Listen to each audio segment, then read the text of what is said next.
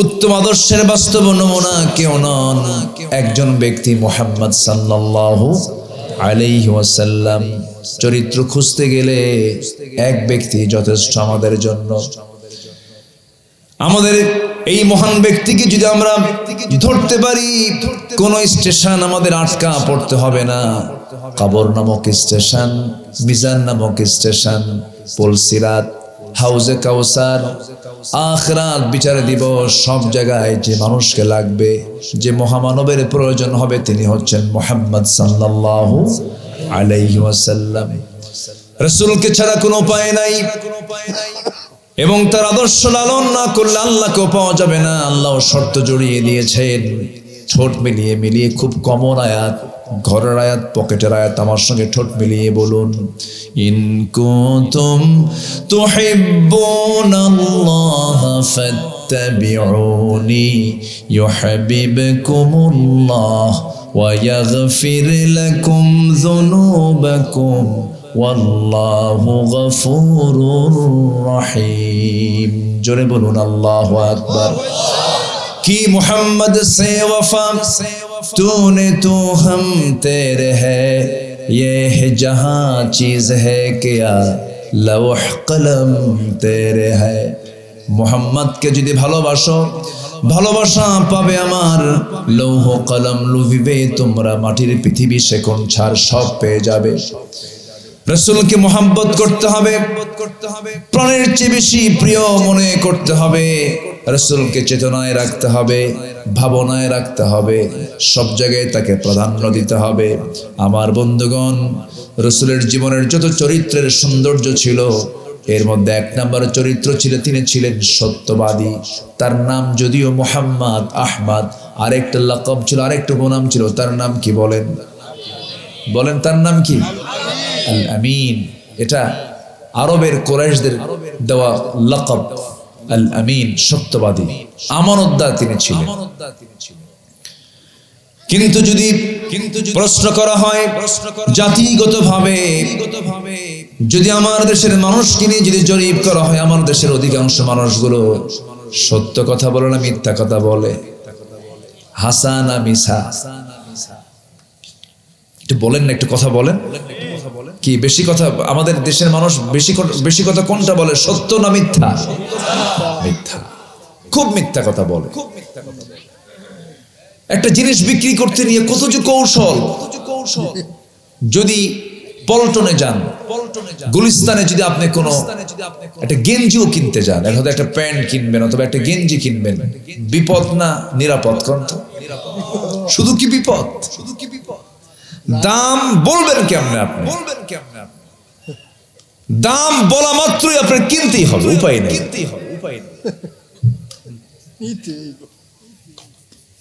একটা জিনিসের দাম চাওয়া আবার বিক্রি করা। ধরেন একটা জিনিসের দাম 300 টাকা, দাম চাইছে হলো 3000। আপনি কি কবেনটা কি বলেন তো? 3000 টাকা দাম, আপনি যদি 300 টাকা বলেন তা তো হচ্ছে না। এমন দাম হাঁকাইছে। হয়তো বলছেন ভাই এই টাকা দেব, এই যে বলছেন টাকা দেব, না নেওয়া পর্যন্ত উপায় নেই। শেষে যদি এরকম হয়, হয়তো এমনি ফ্রিও দিতে পারে, তাও নিতে হবে। এই হচ্ছে বিজনেসের কৌশল আমার দেশে। এটা কি সৎ কৌশল? মানে সৎ কৌশল এটা? উচিত কোন পণ্যের দাম জানিয়ে বলা, ভাই এটা আমার, এটা কেনা, এটা আমার বেচা, এটা হচ্ছে সবচেয়ে উত্তম। কোন পণ্যের ত্রুটি যদি পরিলক্ষিত হয়, ত্রুটি উল্লেখ করে বলা, ভাই এই পণ্যের এই ভুলটা আছে, এই ত্রুটিটা আছে, আপনি নিতে পারেন। এরকম ব্যবসায়ী তো বাংলার ঘরে ঘরে আছে। হ্যাঁ, আছে না? কি দশা, কঠিন সিচুয়েশন। আমার রাসূল বলেছেন, একজন সৎ ব্যবসায়ী এবং আমি রাসূল জান্নাতের মধ্যে একসাথে অবস্থান করব। কোন ব্যবসায়ী? ইয়াবা ব্যবসায়ী। ইয়াবা ব্যবসায়ী। আমি 2018 সালে এই ওঠে কেন? কি সমস্যা? কি চাচা? হঠাৎ করে রাগ করতেছেন নাকি আপনারা? বসেন। আবার আসবেন না?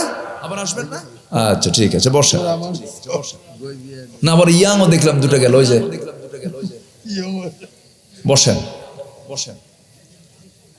আমার একটা তবিয়ত কি জানেন, কেউ যদি উঠে চলে যায় মাহফিলের সামনে থেকে, আমি আলোচনা হারায় ফেলি, আমি আলোচনা খুঁজেই পাই না।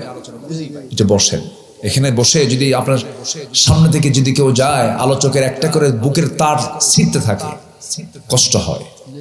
একটু বসেন না ভাই, আমি তো মেহমান, মেহমানকে সম্মান করতে হয় না? একটু ভাঙ্গা চূড়া হলেও তো মেহমান, তো একটু বসেন। বসেছেন যখন বরকত পাবেন, এখান থেকে কোনো বরকত শূন্য হবেন না। গুনাহ মাফ হবে, ফেরেশতারা দোয়া করুন, আল্লাহ কবুল করুন, জোরে বলি আমিন। তো 18 সালে আমাকে গ্রেফতার করেছিল বিগত রহমতের সরকার। কি বলবো আর, তো ধরে আমারে থানায় চালান দিল, থানায় নিয়ে গেল। সভাপতি সাহেব আমার দিকে তাকায়, কি বলে, পুলিশ আমার দিকে তাকায়, একবার তাকায়, মাথা নিচু করে আছে, লজ্জায় কথা বলে না। ওই যে মাথা নিচু করে আছে রুকুর হালতে, কোন আওয়াজ দেয়। বললাম ভাই কথা কর। হুজুর কি বলবো, বদদোয়া দিয়েন না হুজুর। তো বললাম বদদোয়া দেব না, এই ভয় ঠিকই করেন, ধরে আনলেন কেন? হুজুর বাল বাচ্চা আছে, চাকরি বাঁচান তো ফরজ। বললাম ইমান বাঁচান তো নফল। আমারে চালান দিয়ে দিল কোর্টে, চলে গেলাম। জজ আমার দিকে তাকায় বলে, এনারা ধরে আনছে কারা? এটা কোনো আসামি হলো নাকি? মানে ওনার এরকম একটা ভাবসাব। মামলার ধারার দিকে তাকায় দেখে এই মামলায় জামিন দিলে আমার চাকরি নেই, জামিন অযোগ্য মামলা। জজ কোর্টে কোনো জামিন হবে না, নিম্ন আদালতে হবে না। মানে এমন আসামি যে দেশ শেষ করে ফেলছে আমরা, বুঝলেন? দিয়ে দিল চালান, দিয়ে দিল কোর্ট থেকে প্রিজন ভ্যানে করে, হ্যান্ডকাফ লাগায়া যদি দৌড় মারি, এগুলোই করছে ওরা। দেখতে আমার হাসতাম যে এগুলো কি হচ্ছে। আখির জামানায় এমন একটা সময় আসবে, মানুষকে হত্যা করা হবে, যাকে হত্যা করা হবে সে জানবে না আমাকে কেন হত্যা করা হবে। জেলখানায়, কোর্ট জেলখানার মূল গেট দিয়ে আমাকে ঢুকানো হলো। ঢুকলাম, ঢুকিয়ে দেখি এক বুড়া চাচার সামনে দাঁড়ানো। বুড়া চাচা আমার দিকে তাকায়, সালাম একখান দিয়া খুব খুশি। আমাকে জড়ায় ধরে বলে, হুজুর আপনি জেলখানায় ঢুকলেন, খুব খুশি হলাম। তো বললাম জেলখানায় ঢুকলে কি খুশি হয়? বলে হুজুর মাহফিলে যাই, এত চেষ্টা করছে আপনার মাহফিলে আপনার সঙ্গে পড়ে একটু মোসাফা করবো, একটু সালাম বিনিময় করবো, কপালে জোটে না, আল্লাহ মিলাই দিছে হুজুর। দোয়া করে আল্লাহ তাআলা আপনাকে জেলখানায় রাখুন। এরপরে বললাম চাচা আপনি কেন জেলখানায়? কে বাবা বোমা হামলা। কি হামলা খান? বোমা হামলা করছি নাকি আমি? তাহলে 80 বছরের বুড়ার নামে যদি মানে বোমা হামলা হয়, বলেন তো বোমাটা কি উনি জায়গা মতো মারবে না ওনার মাথায় পড়বে? এগুলি করেছে ওরা। তো ভিতরে ঢুকে বিচিত্র অভিজ্ঞতা হলো। চোর ডাকাত এরাও তো থাকে ভিতরে।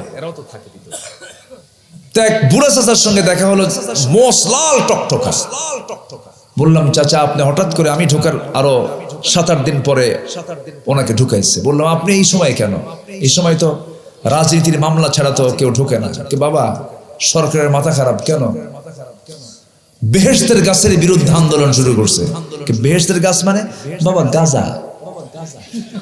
বলেন তো কি গাঁজা নাকি বেহেশতের গাছ?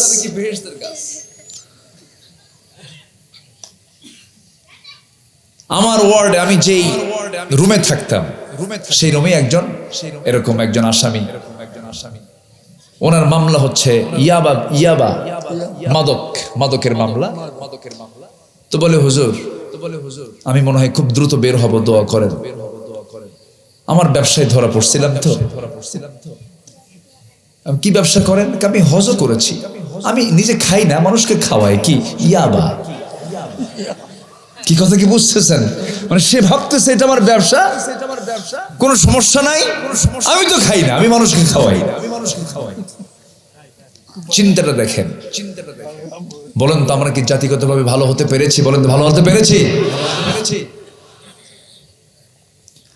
আল্লাহ রাব্বুল আলামিন বলেন সূরাতুল আহজাবের শেষ দিকে আল্লাহ রাব্বুল আলামিন বলছেন ৭০ নম্বর আয়াত যা দিয়ে শুরু করেছি, ইয়া আইয়ুহাল্লাযীনা আমানু তাকুল্লাহা ওয়া কুলু قولا سديدا يصلح لكم أعمالكم ويغفر لكم ذنوبكم ومن يطع الله ورسوله فقد فاز فوزا عظيما جربنا الله أكبر الله رب العالمين বলেন তোমরা আল্লাহকে ভয় করো এবং মুখ থেকে যে কথা বলবে সোজা সাপটা কথা বলবে, ইনি বিনি হিকমত করে প্যাঁচ লাগা হিকমতের নামে মিথ্যা কথা বলবা না, স্ট্রেট ফরওয়ার্ড হবা, স্ট্রেট কথা বলবা।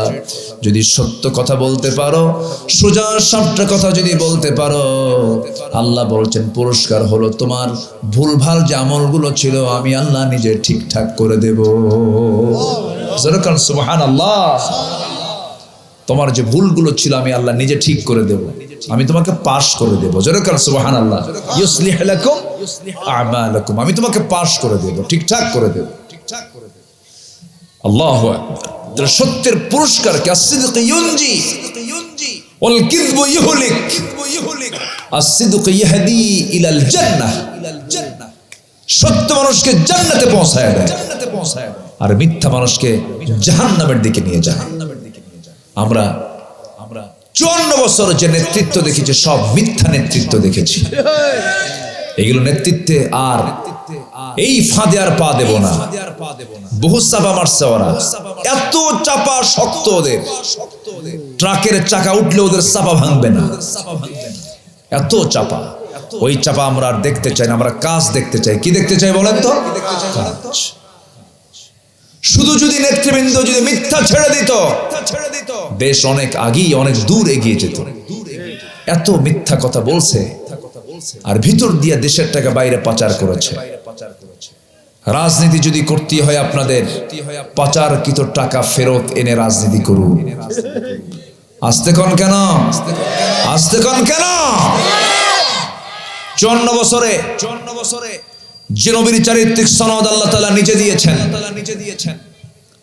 আল্লাহ তাআলা নিজে বলেছেন ওয়াইন্নাকা লাআলা খুলুকিন আযীম, এবং রাসূলকে বলা হয়েছে মা কানা মুহাম্মাদুন আবা আহাদিম মির রিজালিকুম ওয়ালাকিন রাসূলুল্লাহ ওয়া খাতামান নাবিয়্যিন।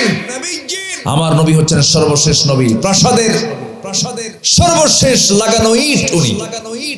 ওনার পরে আর কোন নবী পৃথিবীতে আসবে না। অথচ আমার নবীর পরে ভণ্ড নবুয়তের দাবিদার মির্জা গোলাম মোহাম্মদ কাদিয়ানী, ব্রিটিশদের তৈরি করা এক ফিতনা, সেই ব্রিটিশদের তৈরি করা ফিতনা, সেই কাদিয়ানীর অনুসারীরা আমার দেশে বুক উঁচু করে ব্যবসাও করছে, রাজনীতি করছে, নেতৃত্ব দিচ্ছে। আমরা যুগের পর যুগ আমরা আন্দোলন করে এসেছি। কাদিয়ানীরা অন্যান্য ধর্মের মানুষের মতো, এদের ভিন্ন ধর্ম, এরা কাফের। আস্তে কন কেন? আস্তে কন কেন? ওদেরকে ওদের ভণ্ড নবী মেনে নেওয়া মানে কি? আমার রাসূলকে অস্বীকার করে ফেলা। আজ পর্যন্ত মুসলিম শাসকরা ক্ষমতায় ছিলেন, কিন্তু কেউ তাদেরকে কাফের ঘোষণা করেনি। আজ ঢাকার রাজপথ থেকে সমস্ত উলামারা এক হয়ে এক মঞ্চে দাঁড়িয়ে ব্রিফ করেছেন তাদেরকে কাফের ঘোষণা দিতে হবে রাষ্ট্রীয়ভাবে। সম্মানিত ভাইয়েরা, সম্মানিত বন্ধুগণ, কিন্তু ঘোষণা করবে কারা? ঘাপটি মারা কিছু নাস্তিক এখনো আছে না নাই? আসতে বলবেন না, আছে না নাই? সবগুলোকে আমাদের ঢেলে সাজাতে হবে ইসলাম দিয়ে। সামনের দিন আমরা ইসলামকে দিয়ে দেশ সাজাতে চাই। রাজি আছেন তো ইনশাআল্লাহ? এর জন্য চরিত্রকে সুন্দর করার জন্য এক চরিত্রের দিকে ফিরে যেতে হবে। তিনি হচ্ছেন মুহাম্মদ সাল্লাল্লাহু। তিনি সত্যবাদী শুধু ছিলেন না, জীবনে একটা মিথ্যা কথা অথবা কৌশল করে, হিকমত করে, কৌতুক করে একটা মিথ্যা তিনি কখনো বলেন নাই। যেরকম সুবহানাল্লাহ। এমনকি আমার নবীজি বাম দিকে তাকানোর প্রয়োজন আর চোখে তাকান নাই, গোটা বডি ঘাড় ঘুরিয়ে নিয়ে বাম চোখে তাকিয়েছেন, বাম দিকে তাকিয়েছেন। এত সরল তিনি ছিলেন। ডান দিকে তাকাতেন আর চোখে কখনো তাকান নাই, গোটা বডি ঘুরে সেই দিকে তাকাতেন। এত সহজ সরল হয়ে সততার দৃষ্টান্ত নিয়ে রাজনীতি করেছেন, রাষ্ট্রের দায়িত্ব পালন করেছেন, ইমামতির দায়িত্ব পালন করেছেন, ব্যবসা করেছেন। আমার নবীজির ছোট্ট বাল্য লাইফটা ছিল ব্যবসা নির্ভর।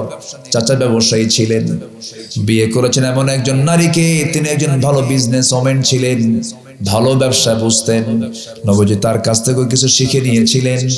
এত কিছু জীবনে করলেন যিনি আল্লাহ যাকে দিয়ে করালেন। মিথ্যার আশ্রয় তো নেওয়া লাগে নাই।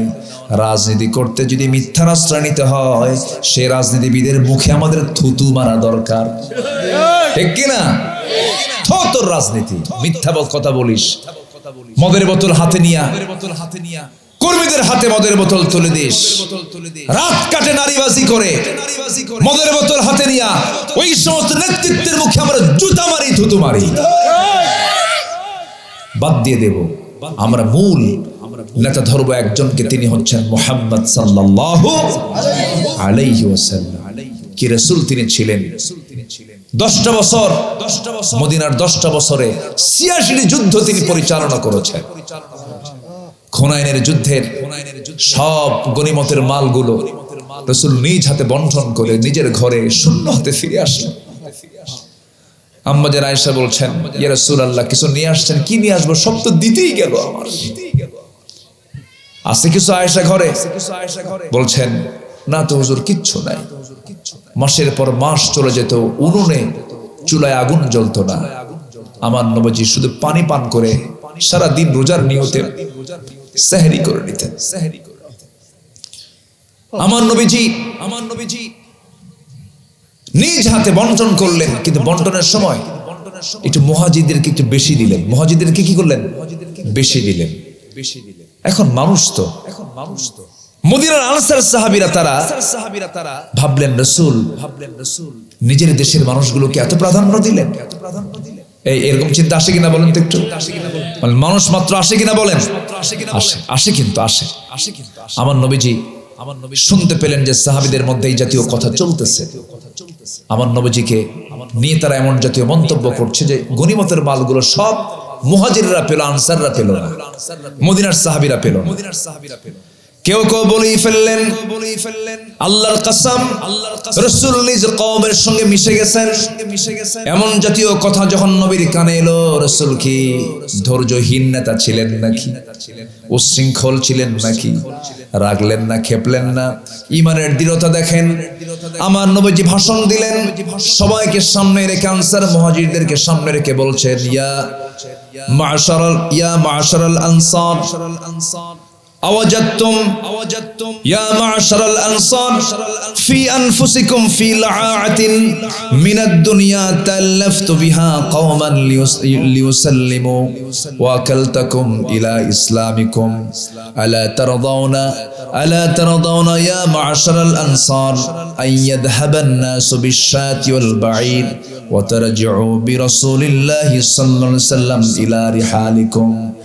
হে আমার আনসার সাহাবীরা, তোমরা যা মন্তব্য করছো আমি তার জবাব দিয়ে তোমাদেরকে বলতে চাই, মুহাজিররা তারা তাদের বাড়িতে শাইর নিয়ে গেল, বাইর নিয়ে গেল, সাত নিয়ে গেল, ছাগল নিল, ভেড়া নিল, দুম্বা নিয়ে গেল তাদের ঘরে, আর তোমরা আনসাররা তোমাদের ঘরে তোমাদের রাসূলকে নিয়ে চলে গেলে।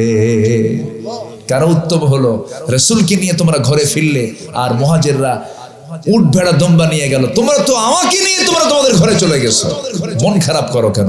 সবার প্রাণ চাঞ্চল্য চলে আসলো। হ্যাঁ তাই তো, রাসূল তো আমরা পেয়েছি, আমাদের আর কি দরকার লাগে? সুবহানাল্লাহ বলেন। সম্মানিত ভাইয়েরা, আমার নবীজির যে নেতৃত্ব, এই নেতৃত্ব আমাকে আপনাকে মানার দরকার আছে না নাই বলেন তো?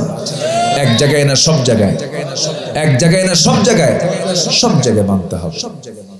আমার নবীজি জীবনে কখনো মিথ্যা কথা বলেন নাই, আমারও মিথ্যা কথা বলা যাবে না।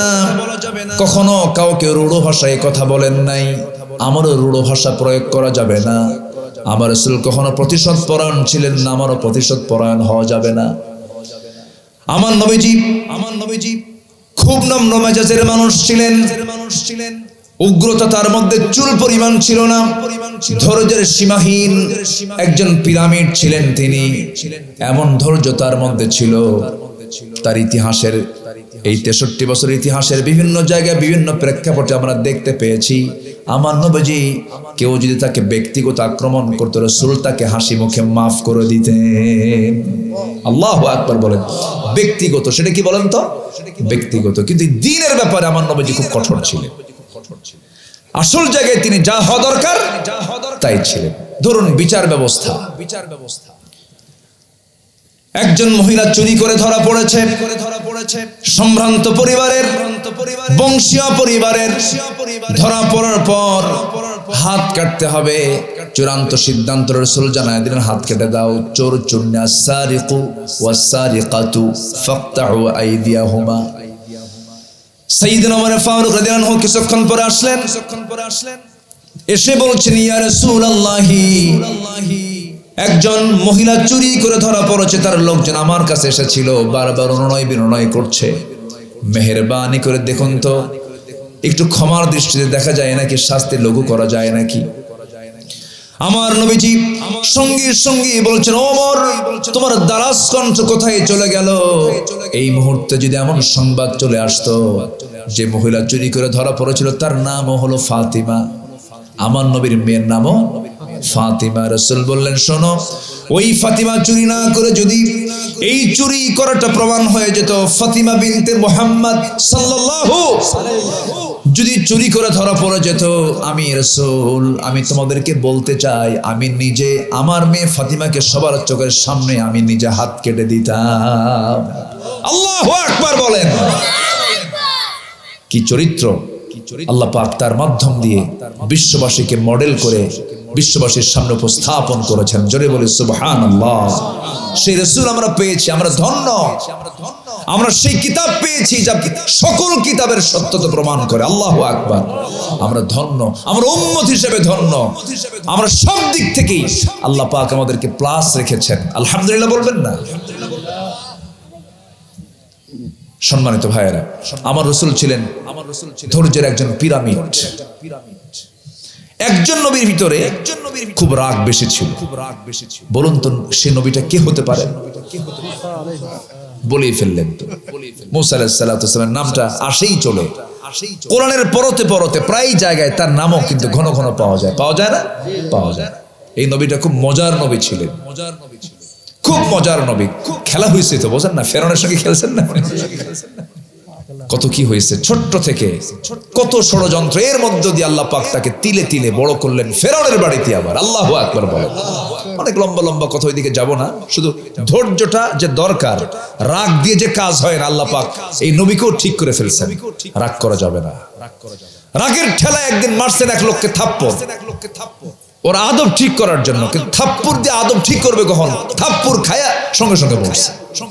যখন মরে গেছে আল্লাহকে বলে, আল্লাহ দোষ কিন্তু আমার না, মারছিলাম থাপ্পড় ও যেন ঠিক হয়। ও যে মরে যাবে আমি তা জানি, তুমি মার্ডার কেসের আসামি। আল্লাহ বলে, শোনো, তোমার এই জায়গায় থাকা যাবে না। ফেরাউন তোমার বিরুদ্ধে হত্যার হুলিয়া জারি করেছে, দেশ ছাড়ো। দেশ ছাড়লেন, চোখ যেদিক যায় সেদিক চলে গেলেন, মাদিয়ান চলে গেলেন। প্রচন্ড ক্ষুধা, এমনিতে রাগী মানুষ, তোতলাও ছিলেন। তোতলার লোকের রাগ কম হয় না, বেশি হয়।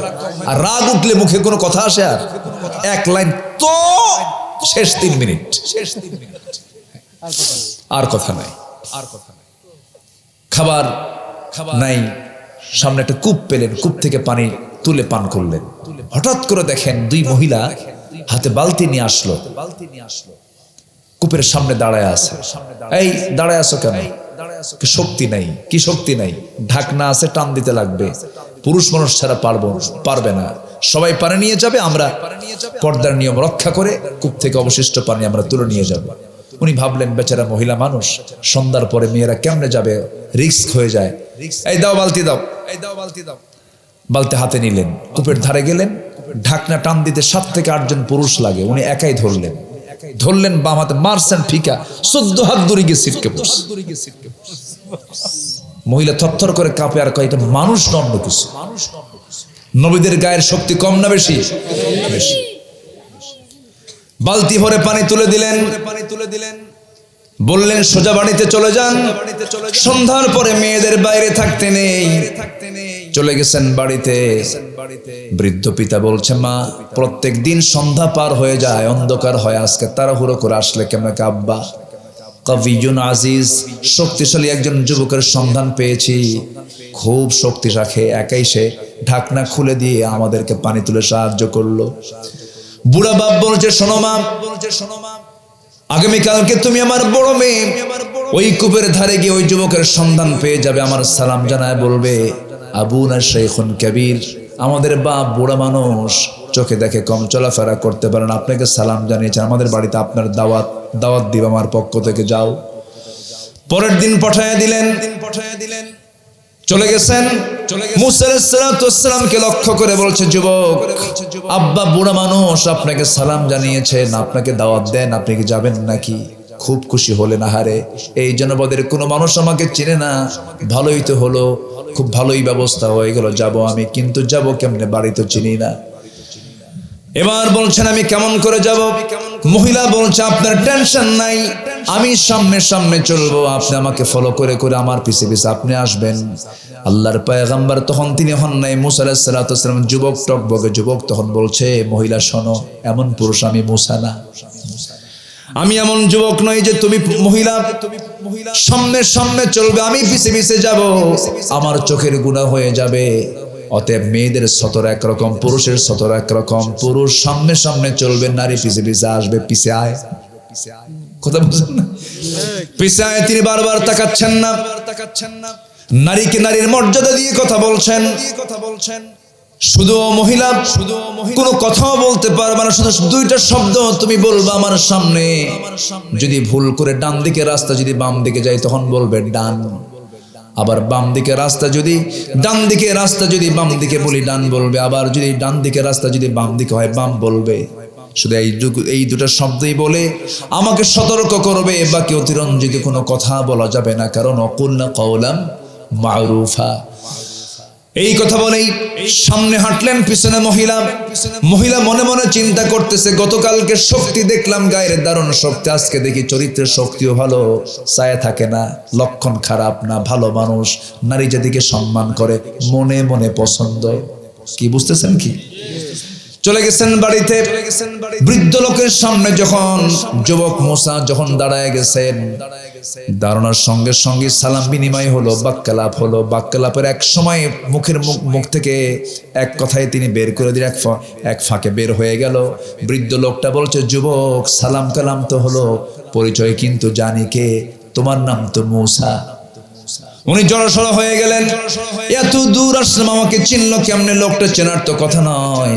এবার মুসকে হাসি মেরে বলছে, যুবক মুসা, শুধু তোমার নাম জানি না, তোমার কামও জানি কি। থাপ্পড় মারছো, মরে গেছে।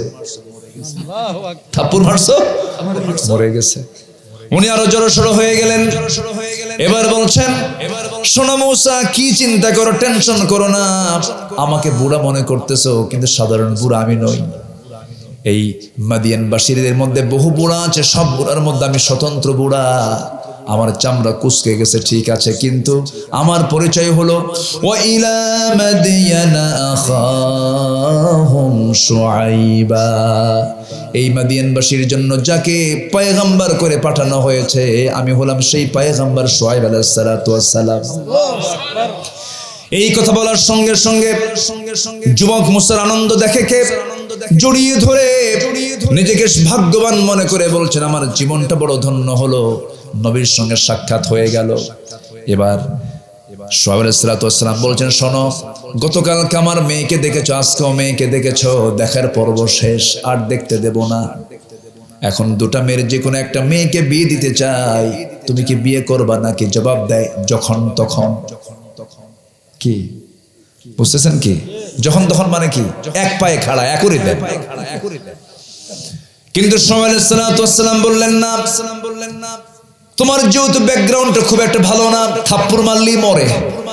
থাপ্পড় মারলে কি, তোমার রাগ দারুণ টকবকে রাগ, এই রাগের অবস্থায় বিয়ে দিলে পরে মেয়ে হারায় ফেলবো, মেয়ে বিয়ে দিতে পারবো না। তবে মেয়েকে বিয়ে দেব, শর্ত হলো আমার বাড়ির যে ছাগলগুলো আছে তোমার ছাগলগুলো পালতে হবে। 8 বছর অনার্স কোর্স, 10 বছর মাস্টার্স কোর্স। কোরআনে আছে না এগুলো? আয়াত আছে কিনা বলেন? বলে ফেললেন।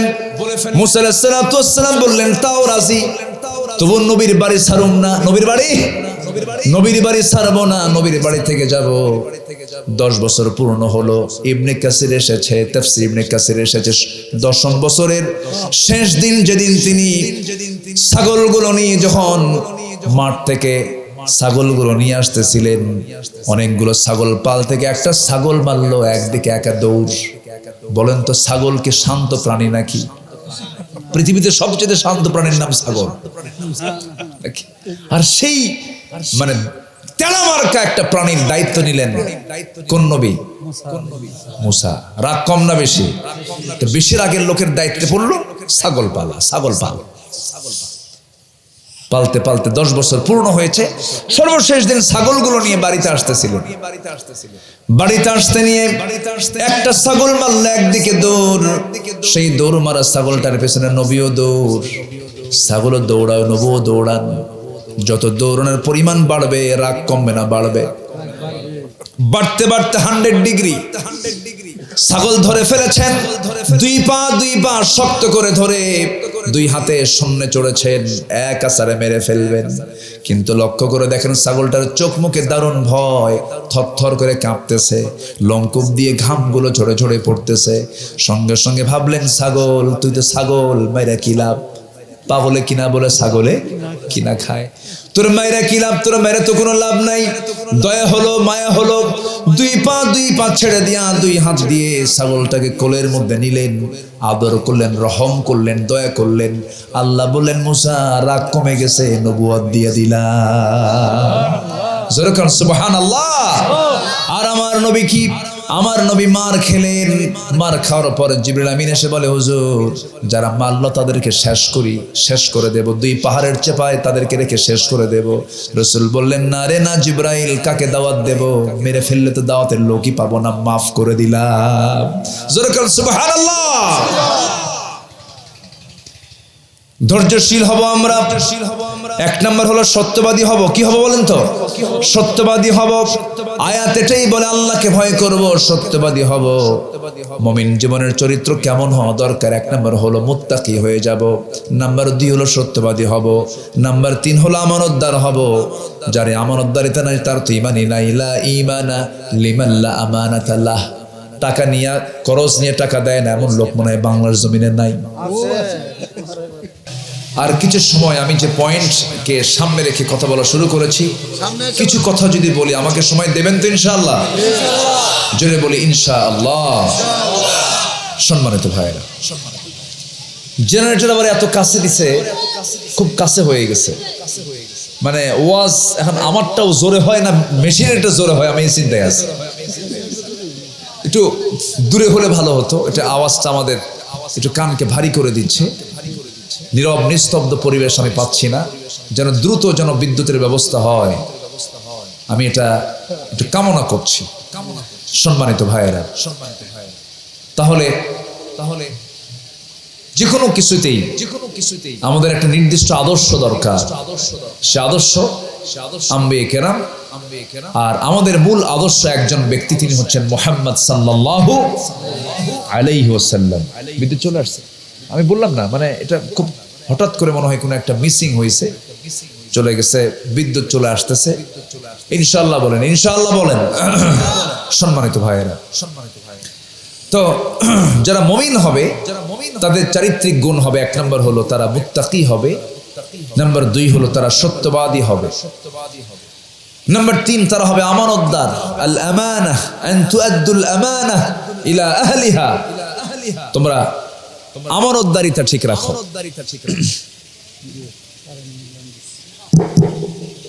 আমানতদারিতা ঠিক রাখো। এবং মুমিনদের যতগুলো গুণ আছে এর মধ্যে শ্রেষ্ঠ গুণের মধ্যে একটা অন্যতম গুণ হচ্ছে তারা আমানতদার হবে। ওয়াল্লাযীনা হুম লিআমানাতিহিম ওয়া আহদিহিম রাউন, তারা আমানতদার হবে এবং ওয়াদা রক্ষাকারী হবে। জবান উল্টাবে না, সব শেষ হবে, জবানের কোনো হেরফের হবে না। ইমানদাররা কথা বলে কয় জবানে? এক জবানে। ইমানদার কখনো দুই জবানে কথা বলে না। কিন্তু কিছু কিছু লোক আছে যারা সামনে একরকম পিছনে আরেক রকম, একই ব্যক্তিকে সামনে বলে ভাই আর আড়াল হলেই বলে হারামজাদা। আছে কিনা বলেন? আছে। আল্লাহ পাক এদের ব্যাপারে বলেছেন ওয়াইলুল লিকুল্লি হুমাযাতিল লুমাযাহ।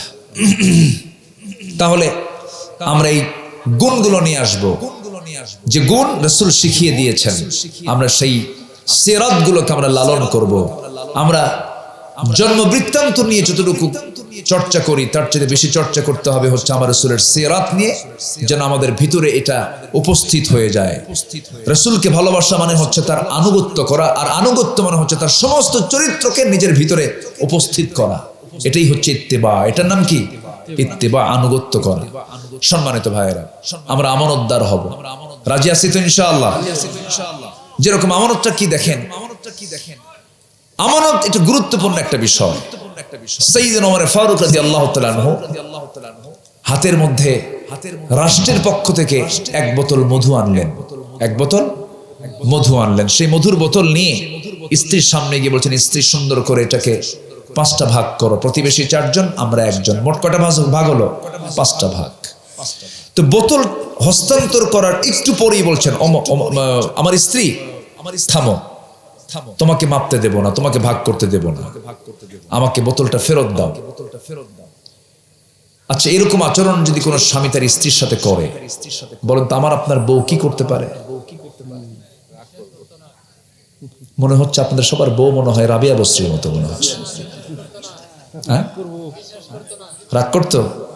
কিরকম রাগ করতো? 39 বছরের সংসার, আজ পর্যন্ত বিশ্বাস করতে পারলাম না, আমার জীবন শেষ। এটার ওয়াজ হতো একটানা 4 ঘন্টা, তাও থামতো না। কিন্তু সাইয়্যিদুনা ওমর ফারুকের বউকে আমার আপনার বউয়ের মতো দিলেন। একটু তো মন খারাপ হবেই, মানুষ তো। বোতলটা নিয়ে চলে গেছেন প্রতিবেশীর কাছে। প্রতিবেশীর কাছে গিয়ে বললেন 5টা ভাগ করো, 1টা ভাগ আমাকে দিয়ে দাও, বাকি 4 ভাগ প্রতিবেশীর মাঝে ভাগ করে দাও। তার অংশের মধুটুকু নিয়ে চলে আসলেন। স্ত্রীর সামনে দাঁড়ায় বলছেন, স্ত্রী আমার, আমি তোমাকে দারুণ ভালোবাসি, মোহাব্বত করি, কোনো সন্দেহ করি না। তোমার সঙ্গে আমার সংসার জীবন পরিচালনা হচ্ছে। আমি বিশ্ব চালাই, আমি রাষ্ট্র চালাই, তুমি আমার পরিবার চালাও। পরিবার থুয়ে দৌড় মারলে পরে আমি রাষ্ট্র চালাতে পারতাম না। বড় অবদান তোমার, আমি কৃতজ্ঞ তোমার কাছে। কিন্তু আমি তোমাকে মধু ভাগটা কেন করতে দিলাম না? এই জন্য করতে দেই নাই। এর কারণ হলো, এর হেতু হলো, আমি যদি তোমাকে মধু ভাগ করতে দিতাম সমান ভাগই ভাগ করতা, কিন্তু মধু তো তরল জিনিস। এই তরল জিনিস ভাগ করতে নিয়ে তোমার হাতে 1 ফোঁটা হোক, 2 ফোঁটা হোক, 3 ফোঁটা হোক মধু তোমার লেগে থাকতো। এতটুকুন মধু আমাদের ভাগে বেশি আসুক এটা চাই না, এই মনে করে মধু ভাগের দায়িত্ব আমরা অন্যের কাঁধে চাপায়া দিয়েছি। সুবহানাল্লাহ। আমানতদারিতা, পরহেজগারিতা। আমার বন্ধুগণ, বেছে বেছে চলবো আমরা দুনিয়াতে। একটা কদম যখন ফেলবো ফিকির করে চলবো, হারাম ঢুকলো কিনা, আমার দ্বারা কেউ কষ্ট পেল কিনা। আমার একটা আচরণে যদি কেউ কষ্ট পেয়ে যায়, আল্লাহ তাও ধরে ফেলবেন। মুআমালাত যেন কখনো খারাপ না হয়, আচরণ যেন কখনো প্রশ্নবিদ্ধ না হয়। আমরা তো সেই নবীর উম্মত যে নবী ধৈর্যের পিরামিড ছিলেন, আমরা ধৈর্যশীল হব। জোরে বলি ইনশাআল্লাহ। সেই দিন এক মহিলা ফোন দিছে আমারে, ফোন দিয়ে কই, হুজুর আমার স্বামী সকালেও তালাক দেয়, বিকেলেও তালাক দেয়, আমি কি আসি না নাই? কণ্ঠ কি বিপদ! এই সমস্ত রাগ তো উম্মতে মুহাম্মাদের বৈশিষ্ট্য নয়। এরকম রেগে গিয়ে কত তালাক হয়ে যাচ্ছে, আবার হুজুরের কাছে এসে কান্দে আর বলে, হুজুর রাগে তালাক দিছি, দেখেন তো ফাঁক ফকর দিয়ে ফেরত নিয়ে আসা যায় নাকি? শরীয়ত তো হুজুরের নাকি? অসংখ্য পরিবার আছে জেনা চলছে, স্বামী স্ত্রী পরিচয় কিন্তু তালাক হয়ে গেছে, জেনা চলছে। আমার বন্ধুগণ, এটাও রাগের ফলাফল। কি খারাপ ফলাফল! আমার বন্ধুগণ, কখনো অস্থিতিশীল পরিবেশ সৃষ্টি করা যাবে না। ইমানদার হবে, ব্যক্তিত্ব সম্পন্ন, তার মার্জিত আচরণ হবে। আজকের মাহফিলে যারা আসছেন সবাইকে বলতে চাই, আমরা একটা চরিত্র ফলো করব, সেই চরিত্রের নাম হচ্ছে মুহাম্মদ সাল্লাল্লাহু আলাইহি ওয়াসাল্লাম। আমার বন্ধুগণ, নাম্বার 3 চলে গেল। নাম্বার 4 হলো তাওয়াক্কুল। মুমিন জীবনে মুমিন বান্দারা তাওয়াক্কুল করবে আল্লাহর উপরে। আল্লাহ ভরসা। রাশা বাঁচাবে, আমেরিকা বাঁচাবে, দিল্লি বাঁচাবে, কেউ বাঁচাবে না, আমাকে বাঁচাবেন একমাত্র কে? আল্লাহ। ক্যান্টনমেন্ট যেন বিট্রে না করে, আত্মীয় বসাইছে, এমপিদের মধ্যে যেন কোনো গোলমাল না হয়। 27 এমপি নিজের আত্মীয়, সব জায়গায় নিজের লোকগুলো বসায় সব জায়গায় রাখার পরেও মামু বাড়ি দিল্লি চলে গেছে। সে ভাবছিল এইগুলো আমার ভরসা, এইগুলো আমার একমাত্র ভরসার জায়গা, দিল্লি আমাকে বাঁচাবে, ইন্ডিয়া আমাকে বাঁচাবে। কিন্তু আল্লাহ বলছেন, না রে না, বাঁচাবার মালিক একমাত্র আমি আল্লাহ রাব্বুল আলামিন। ঠিক কি না? ইমানদারের সবচেয়ে বড় পুঁজি হলো আমার তাওয়াক্কুল থাকতে হবে কার উপরে? আল্লাহর উপরে। আল্লাহ হচ্ছেন আমার সবচেয়ে বড় আশা ভরসার স্থল। মুরব্বীরা প্রায় বলতেন, মরা ছাড়া উপায় নাই। বলতো না প্রায়, মরা ছাড়া উপায় নাই। আল্লাহ কয় না, ওরে তাজা রেখেই দেখাবো যে পৃথিবীটা কেমন। আল্লাহু আকবার বলেন। জালিমদের পরিণতি আছে না নাই? বলেন তো আছে না নাই? আছে। এই জন্য আমরা ইমানদারদের সবচাইতে বড় তৃপ্তির জায়গা হলো আমরা ভরসা করব কার উপরে? আল্লাহর উপরে। একটা ইতিহাস মনে পড়লো আমার। মুনাফিকরা তো সবসময় ষড়যন্ত্র করে। মুনাফিক তো আমার দেশে নাই মনে হয়। মুনাফিক আছে? আছে মনে হয়, আছে। নবীর পিছনে যে নামাজ পড়তো সে লোকটা মুনাফিক ছিল। নবীকে দেখে যদি মুনাফিক থাকে, আমার দেশে তো মুনাফিক খুঁজে পাওয়া যাবে না। অভাব নাই, বহু মুনাফিক। তাওয়াক্কুলটা কি একটু বুঝাই, একটু সময় নেই সময়। কষ্ট পাচ্ছেন না তো? ইন্নী দাউতু কওমি লাইলা ওয়া নাহারা। নূহ আলাইহিস সালাম বলেন, আমি দাওয়াত দিই দিনে রাতে। নূহ আলাইহিস সালাম দাওয়াত দিয়েছেন দিনে রাতে, 24 ঘন্টা। 900 বছর ইসলাম কবুল করছে 80 থেকে 90 জন। দাওয়াত কি ব্যর্থ ছিল? ফলাফল, বউ কালেমা পড়ে নাই, ছেলেও কালেমা পড়ে নাই। লোক বেশি কম, এটা কোনো বিষয় না। আমি ঘোষের কান্দির এই জামে মসজিদকে আজকে আমি ফজরের নামাজে মসজিদ ভরা মুসল্লি আমি দেখতে চাই। রাজি আছেন? দেখেন আওয়াজ কিন্তু কিচ্ছু নাই। এই গ্রামে বাড়িকার হাত তোলেন দেখে, এই গ্রামে বাড়িকার না? মোটামুটি আছেন, আলহামদুলিল্লাহ। দূরের লোকগুলো একটু চলে গেছেন, বসেন। আচ্ছা বলুন তো, আমি একটা প্রশ্ন করব, কোন ওয়াক্তে মানুষ বাড়িতে বেশি থাকে? বলেন কোন ওয়াক্তে? জোহরে, আসরে, মাগরিবে, এশায়? কোন ওয়াক্তে বলেন? সবচেয়ে কম মুসল্লি কোন ওয়াক্তে? কি কবেন? আলহামদুলিল্লাহ কবেন না নাউজুবিল্লাহ কবেন? বলেন। আচ্ছা, ঘোষের কান্দি গ্রামের মসজিদে ফজরের মুসল্লি বেশি না জুমার মুসল্লি বেশি? হ্যাঁ, জুমার মুসল্লি বেশি। আচ্ছা, দিন শুরু হয় জুমা দিয়া না ফজর দিয়া? রাগ করতেছেন মনে হয়। মুনাফিকরা জোহর পড়ে, আসর পড়তে পারে, মাগরিব পড়তে পারে, এশা পড়তে পারে, ফজর পড়তে পারে না। এখন বলেন আমরা কি কায়দায় আছি না বেকায়দায় আছি? বলেন। ওয়াজ হয়, মাহফিল হয়, যুবকরা আরে বাপরে বাপ খাপ বেস টেস লাগায়া মনে হয় ও জান্নাত পেয়ে গেছে একদম। ফজর নামাজ নাই। কেমন হলো ব্যাপারটা? আমি ঘোষের কান্দি গ্রামে যুবকদেরকে নিয়ে আমি একটা দেখতে চাই ফজর নামাজ বাস্তবায়ন কমিটি। কি মনে করেন আপনারা বলেন? কি মনে করেন? কি মনে করেন? ওদের কাজই হবে যে বাড়িতে পুরুষ আছে কিন্তু নামাজ ফরজ আসে না, যেমন করে হোক পায়ে ধরে হাতে ধরে যেমনি হোক ফজর হাজির করতে হবে। আপনি ফজর হাজির করাবেন, মুসল্লি গ্রামের সব লোকগুলোকে হাজির করাবেন, দেখবেন এই গ্রাম থেকে মাদক, জেনা, ব্যভিচার সব এমনি বন্ধ হয়ে গেছে। নামাজের প্রভাব, ইন্নাস সালাতা তানহা আনিল ফাহশাই ওয়াল মুনকার ওয়া লাযিকরুল্লাহি আকবার আল্লাহু ইয়ালামু মা তাসনাউন, সব চলে যাবে। রাজি আছেন আপনারা? দেখেন আওয়াজ খুব স্লো হলো। সবাই কি রাজি আছেন ভাই? আমি পরে খোঁজ নেব। আমি এই গ্রামে বিয়েতে আসছি, কিন্তু বিয়ের দাওয়াতে আসছি। এই গ্রাম ভালো করে চিনি আমি। তো এই মসজিদ ভরপুর হয়ে যাক মুসল্লি দিয়ে। ফজরের জোহর আসর এটা মাফ আছে, কারণ জোহর আসরে কেউ থাকে না, বাইরে যায়, খালি ফজর দরকার। যার ফজর ঠিক আছে তার সব ঠিক আছে। শুধু ফজরের নামাজের 65টা ফজিলত আছে, 65টা ফজিলত। সুন্নতের ফজিলত হলো ফজরের 2 রাকাত সুন্নাত, রাকাতাই সালাতুল ফজর খায়রুম মিনাদ দুনিয়া ওয়া মা ফিহা। দুনিয়া এবং দুনিয়ার মাঝে যা আছে তার চেয়ে বেশি দাম হলো ফজরের 2 রাকাত সুন্নতের দাম। নামাজ নাই, নামাজ পড়ে না। সবাই কি ফজর নামাজ পড়বেন ইনশাআল্লাহ? আজকে কই পড়বেন? কর রাজি আছেন তো? কারা কারা এই গ্রামের দিকে হাত তোলেন আবার? মাশাআল্লাহ, মাশাআল্লাহ। তাহলে আজকে এই কয়েকজন ভাই যদি মসজিদে আসে নামাজ পড়তে, জায়গা হবে? হবে না, কিন্তু মসজিদ কিন্তু খুব একটা বেশি বড় না। কিন্তু তাহলে চিন্তা করে দেখেন আমরা কত বড় অপরাধ নিয়ে বসে আছি, নামাজ নাই। আমার রাসূল বলেছেন যার পরে নামাজ ফরজ অথচ সে পুরুষ মসজিদে আসে না, আমার মন বলে আমি যেন নিজে গিয়ে সেই বাড়িতে আগুন লাগায় দেই। হাদিস, আগুন লাগায় দেই।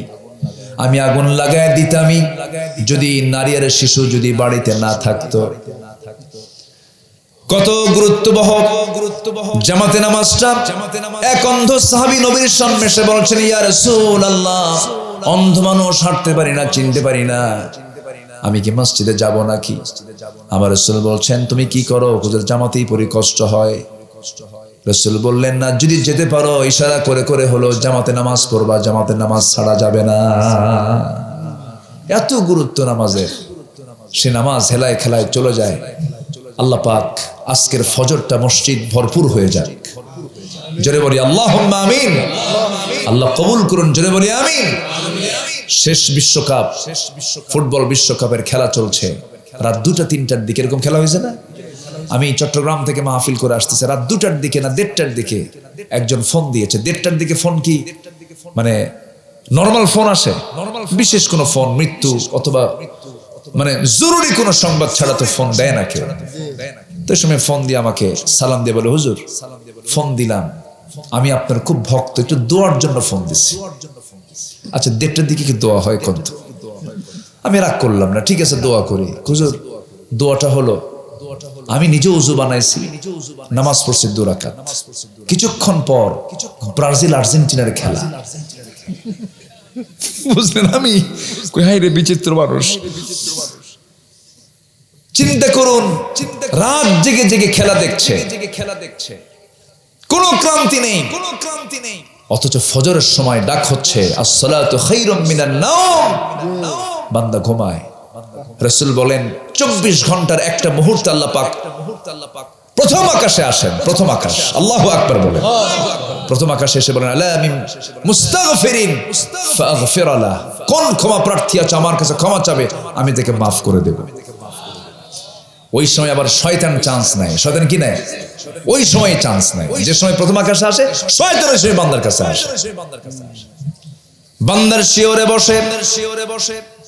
বসে চুলের মধ্যে নখ ঢুকায় দিয়ে বলে, আলাইকা লাইলুন তাফিল, আলাইকা লাইলুন তাফিল, তোমার রাত বড় লম্বা, ঘুমাও ঘুমাও ঘুমাও। শয়তানও কিন্তু ওয়াজ করে, আবার শয়তানের ওয়াজও মানুষ শোনে না, সুন্দর করে বলে। শয়তান যখন এই কথাগুলো বলে আর 3টা গিট মেরে চলে যায়, হাদিস এসেছে সেই 3টা গিট যদি কেউ ছুটাতে চাও, নাম্বার 1 হলো বিছনার সাথে পিঠটা মাইনাস করে ফেলো, পিঠটা সরায় ফেলো।